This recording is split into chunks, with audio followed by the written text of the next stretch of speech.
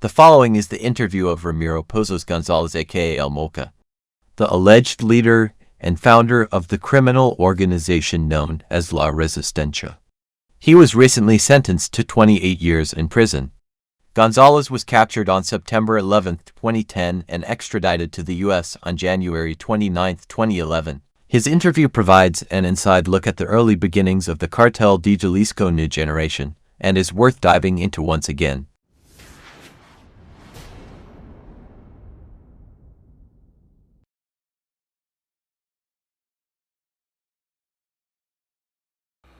My name is Ramiro Pozos González. I was born April 7, 1970. I'm originally from Guadalajara, Jalisco. What's your nickname? El Molca or L7. What organization do you belong to? Milenio. When did you enter into that organization? Well, I always worked with my compadre. Milenio started, like in 2000, after the capture of Armando Valencia. That's when they took the name Milenio. And I was always part of these people. Later there was an alliance with a compadre of El Lobo, Luis Naranjo, and we started working on a larger scale. We started sending like 2 or 3 tons, working our way up to 35 or 40. How often? We would do 4 jobs per year. For jobs and the amount? From 15 on up. Minimum 15 tons. Did these activities that started generating and growing your organization, did they give you a different status? What happens is, I was always a trusted man of El Lobo, and I never gave a fuck about positions or ranks. I would only worry about mine, and I didn't give a fuck about the rest. My compadre Lobo was detained, and I left to Colima and Manzanillo, and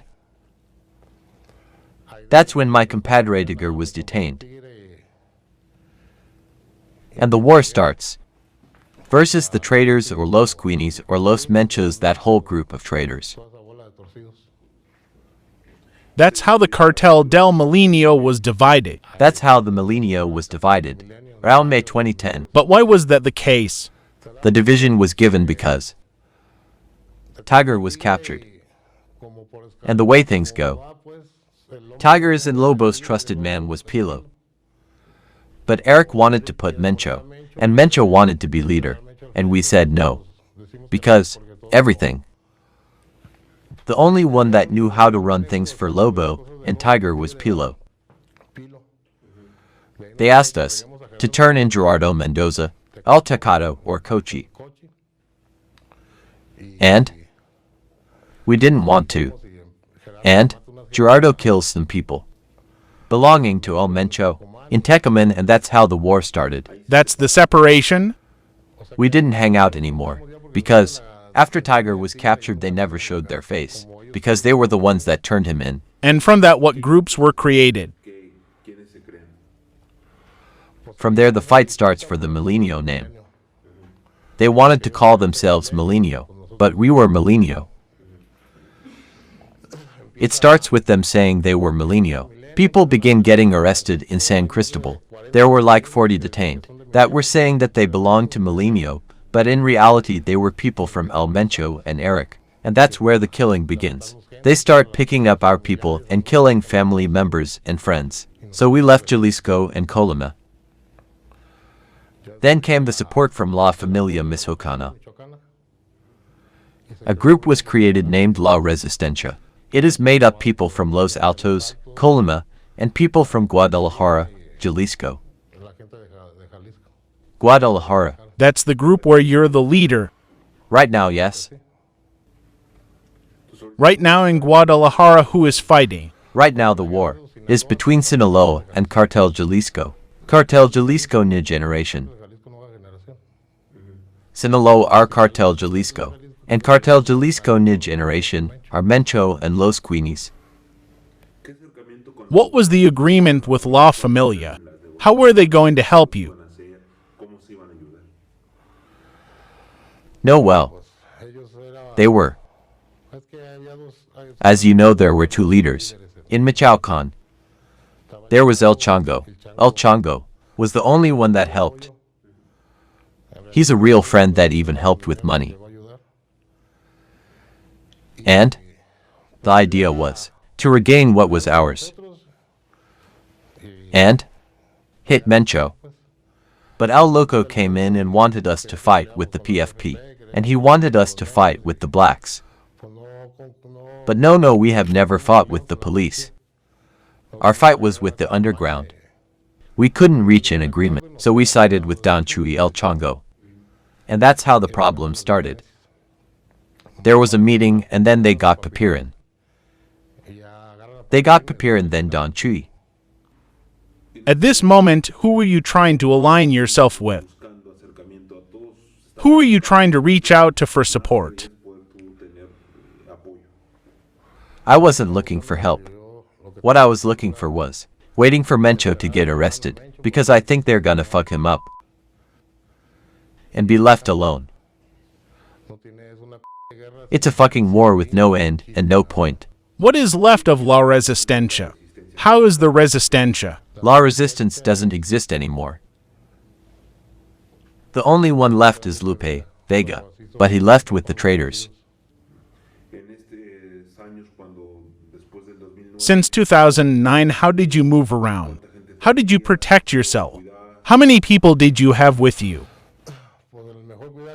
The best protection is oneself, and I didn't move around with other people. I always moved alone. I would go into a plaza and ask for help from the person in charge. The person in charge of the plaza. He would help me with Don Jesus. I had a good friendship with Don Chuy. What did they help you with? What did you ask for? I would just let them know I was on my way or I was going to pass by. They would accompany me or I would just hang out with them. I would try to spend my time in the Sierra because of how heated things were. I would come down to Urupan or Zamora. I would spend a day or two with my family, then head back to the Sierra. Were you armed? Yes. What kinds of weapons? A cop killer and a 6.8. Were you still using drugs? No. Only marijuana. How often? Every day. It's the first thing I do when I wake up. I take a toke. How long have you been moving around from place to place? Since 2009. First I lived in Manzanillo, and then in Colima, and then over there in Villa Victoria, and then I lived in La Ruana, then I lived in Tepaltepec, then I lived in Urupan, Zamora, I lived in Zacatecas, I lived in Mezcali, I lived in Interlomas, I lived in La Ramada, and they detained me here. You spoke of some banners you put up. How did all this start in Guadalajara with the kidnappings and killings? Why is this going on?